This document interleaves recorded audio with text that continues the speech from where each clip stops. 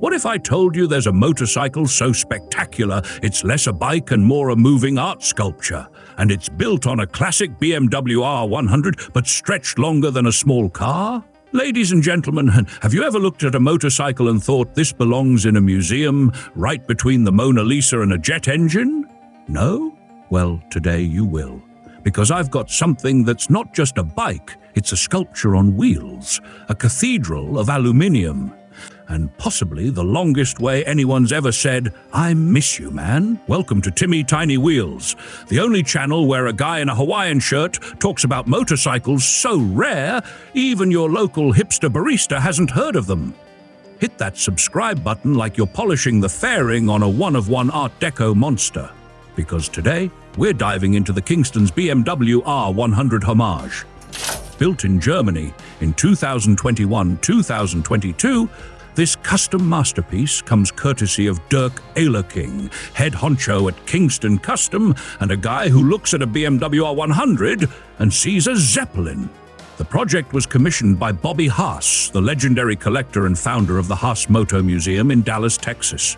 A man who didn't just love bikes, he loved what bikes could be.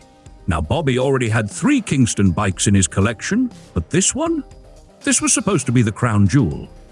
Dirk called it Eleganza at first. Then, in September 2021, Bobby passed away.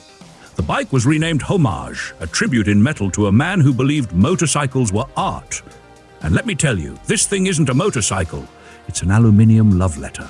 Over 3.74 meters, 12 feet 3 inches long, fully hand-built with a riveted monocoque fairing that wraps around the machine like a tuxedo made of jet parts. It's got Streamliner DNA, Art Deco flourishes, and about as much practicality as a marble bathtub. But practicality isn't the point. Passion is.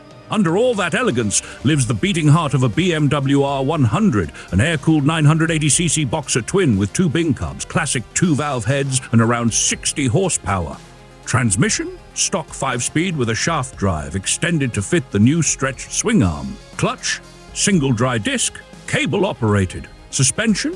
Front fork from the original R100, rear converted to rigid struts because comfort is for cowards. Brakes? Twin front Brembo discs and a single rear, all hidden behind custom aluminium covers. The wheels are 19 inches, front 18 inches, rear, but you'd never know it, they're mostly concealed by the dolphin-shaped bodywork. Tank capacity, 11 liters, 3 gallons. Estimated fuel economy, who cares, it lives in a museum. Estimated top speed, probably 110 miles per hour, 180 kilometers per hour. And the details? My God, the details. A Porsche 356 mirror, a taillight from a BMW 700, leather straps, suede solo seat, clip-on bars, a custom-made steering cover that rotates with the fork. Even the wheel covers move with the handlebars. This isn't design, it's wizardry. Now I know what the couch experts are thinking. Well, Timmy, it's just a modified R100. Sure, and Michelangelo's David is just a fancy garden gnome. The value? Officially, it's priceless. Unofficially, experts estimate it could fetch well into 6 figures in dollars if it were ever auctioned. But it won't be. It lives at the Haas Moto Museum, where it stands not just as a showpiece, but as a memorial. The last bike Bobby Haas ever commissioned, and perhaps the most beautiful farewell letter ever written in steel.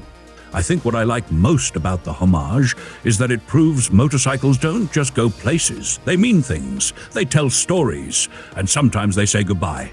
So hats off to Dirk. He didn't just build a bike, he built a feeling, and for that, we salute him. Stay tuned to Timmy Tiny Wheels for more tales from the world of absurd 2-wheeled brilliance. And remember, some bikes take you places, others take you back. See you on the next ride.